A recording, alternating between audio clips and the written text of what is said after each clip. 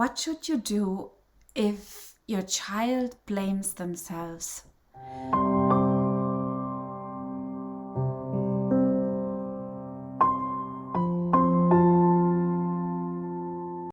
My name is Annette, and a parent asked me this question recently. So, the situation was that their preschool daughter felt left out from a group of friends who she didn't want to play a game with the day before.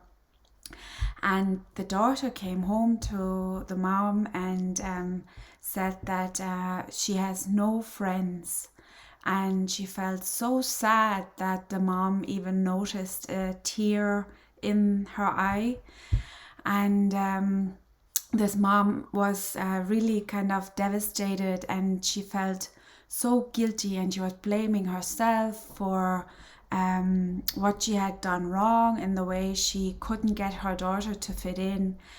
And so she was making suggestions to the daughter of that they could organize a play date with another child, and going straight to fixing the problem. And you might be familiar with this. This is what our mind does. We just go to trying to find a solution for the problem.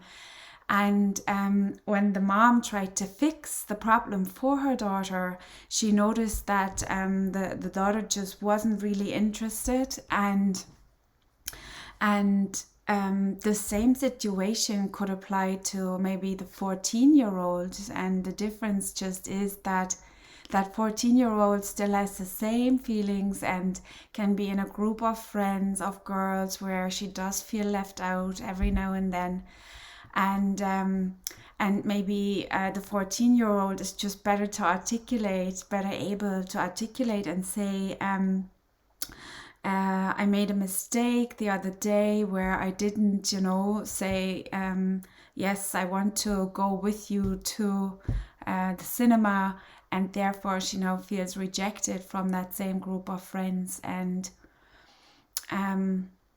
the reason why I call this effortless parenting is because often what our children need is they want us to talk a bit less. And when they come to us and share their burdens with us, where maybe they even express some thoughts that sound like they blame themselves, and we feel that bothers them, they just want us to listen to them. Because when we come with this rescuing and where we just want to fix things for them, they can often feel a bit lowered. So we're here, the fixer who knows it all, and they might feel a little bit victimized and not even less capable. So we want to do all the right things, and it's not always perceived like that on the other end. So one thing that you can do is to just connect with your child and look into their eyes and say something in a very meaningful way, and say, when you're feeling left out, this is so hard. And then just allow your child to continue talking, and just listen. We often achieve so much more, and the other then actually does feel heard, and what they are experiencing is that the emotion will pass, and when that mom went back, that's what did happen. In another scenario, the daughter just needed to move through her emotions, and she felt so much more connected. Both of them, actually, she said, they felt relieved, and in the next moment it didn't feel that painful anymore. And and the result really is that the child, next time when they need somebody to just listen to them and just be heard, that it's so much more likely that they will come to you and will share their concerns. And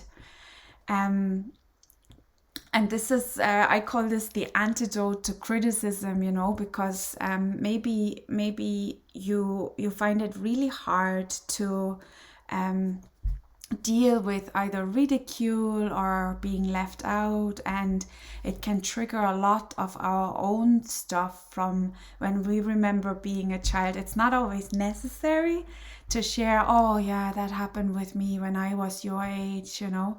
That's that might be for a different time. In that moment, a child just wants to be heard, and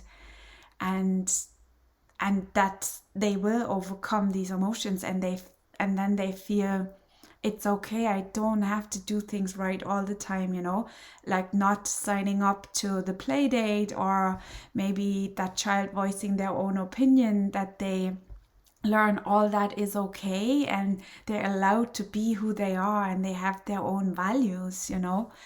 And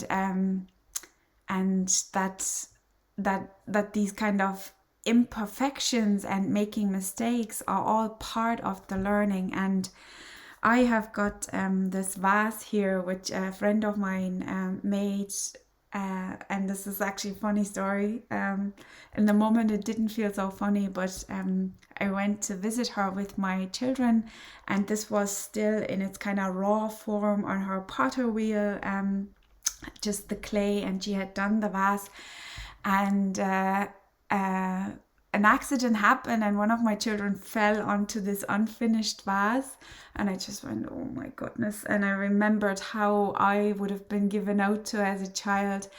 And my friend, she's so easygoing. She had just said, oh, I can still make something out of this. And a week or two later, she said that she finished it and painted it, and obviously did whatever the potters do in the oven. And I couldn't believe the result. And I always think, I'm not a potter. Please leave me a comment below if you know how this works. But I wonder if you could make this up, if you could set out to have something that is so imperfect and yet so beautiful. So yeah, if you enjoy me sharing and you get something out of this, and this resonates with you, please feel free to send me an email below with maybe a concern you have. You can do all this privately, and I could answer one of your questions in one of these next YouTube clips, and I usually film them on a Friday. And if you like it, subscribe to my channel, and you're going to hear more of this content.